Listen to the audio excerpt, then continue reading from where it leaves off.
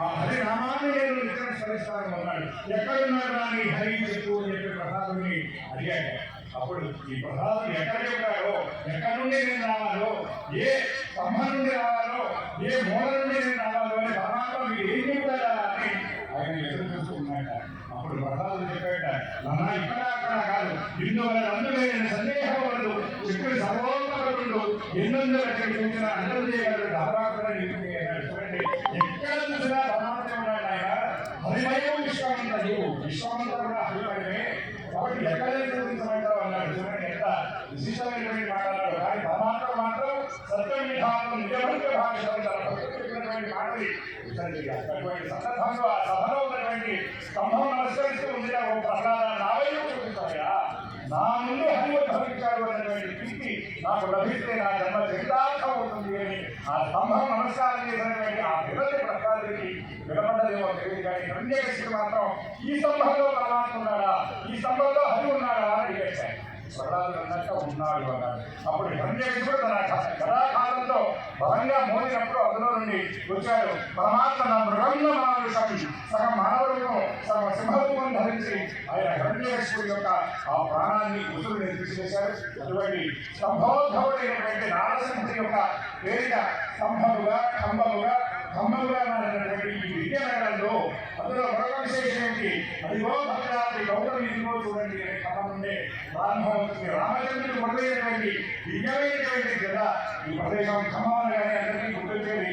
నరసింహుడితో పాటు భద్రాద్రి అటువంటి దివ్యమైనటువంటి రామక్షేత్రం నృసింహక్షేత్రం ఉన్నటువంటి ఈ ఖమ్మంలో మనం ఈనాడు చతుర్దశి విశేషమైనటువంటి చతుర్దశి, అందులో ఇవాళ కృష్ణాంగా చతుర్దశి, సమక్షంలో వచ్చినటువంటి మంగళవారం చతుర్దశి. మరొక విశేషమైనటువంటి పరమాత్మ ఆవిర్భవించినటువంటి స్వాతి నక్షత్రం, అందులో పరమాత్మ ఏ సమయంలో అయితే ఆవిర్భవించారో అటువంటి దివ్యమైనటువంటి ప్రదోష కాలంలో కృష్ణస్వామి మనందరూ కూడా ఆరాధిస్తున్నాం. ఒక్కసారి పరమాత్మ యొక్క దివ్య నామాన్ని చెప్పి ఆ స్వామి యొక్క జ్ఞానాన్ని చెప్పి స్వామి అర్చన మనం ప్రారంభించుకుందాం.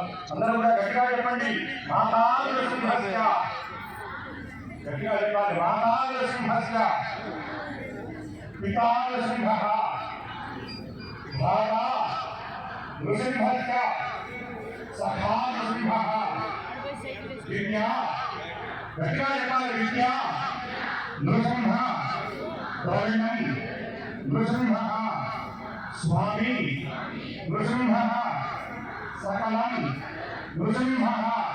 అందరూ వెంకటేశ్వర పరమాత్మ పుస్తకం చెప్పండి, లక్ష్మీ నృసింహ, ఇట్లా చూపించాలండి, లక్ష్మీ నృసింహ, మమదేహి కరావలంబం, గట్టిగా చెప్పాలి, మమదేహి కరావలంబం, సమాధి నారసింహకి వెళ్ళాలి, మమదేహి కరావలంబం. శ్రీ నారసింహాయ నమః, శ్రీ నారసింహాయ నమః, శ్రీ నారసింహాయ నమః అనేటువంటి ఈ నామం చెబుతూ కార్యక్రమం అయిపోయినాక నమస్కారం చేస్తూ చక్కగా అష్టోత్తరం జరుగుతున్నప్పుడు మీరే స్వామి యొక్క శ్రీచరణాలను అర్చిస్తున్నాము అనేటువంటి భావన ఉందండి.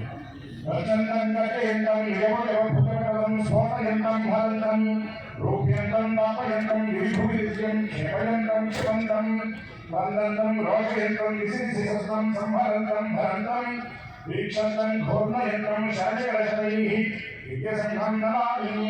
అందరూ నమస్కారం చేస్తూ ఉండండి. సత్యజ్ఞాన సుఖస్వరూపమలం శ్రీరాజ్యమధ్యస్థితం యోగారూఢమచక్రసందవదనం భూషా సహస్రోజ్వలం లక్షం చక్రవినాయకసమాధికరాన్ విభ్రాణమకక్షమిని క్షత్రియభూతఫణీంద్రవిందుధరం లక్ష్మీనృసింహం భజే. శ్రీ లక్ష్మీనారసింహాయ నమః, నారసింహాయ నమః, మహాసింహాయ నమః, విజయసింహాయ నమః, మహాబలాయ నమః, ఉగ్రసింహాయ నమః, మహాదేవాయ నమః, సంభజాయ నమః,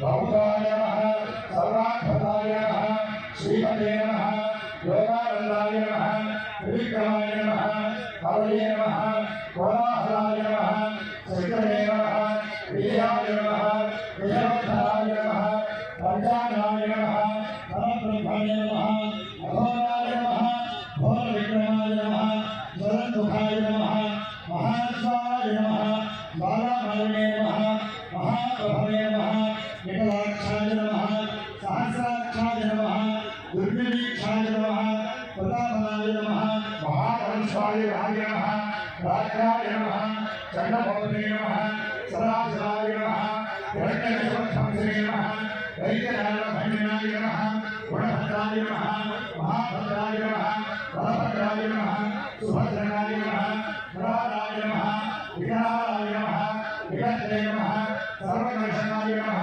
विश्वाय नमः विलोकाय नमः ईशाय नमः सर्वेश्वराय नमः प्रभवे नमः भैरवाय नमः विद्याय नमः रचिताय नमः हरिमाधवाय नमः माधवाय नमः अभोक्षराय नमः अक्षराय नमः शर्माय नमः परमाय नमः वरप्रदाय नमः अद्भुताय नमः भव्याय नमः श्रीकृष्णाय नमः पुरुषोत्तमाय नमः अरहासनाय नमः नखासनाय नमः सूर्यज्योतिषे नमः सुरेश्वराय नमः सहस्रमहावे नमः सर्वज्ञाय नमः सर्वयुगविधानाय नमः भद्रदंशाय नमः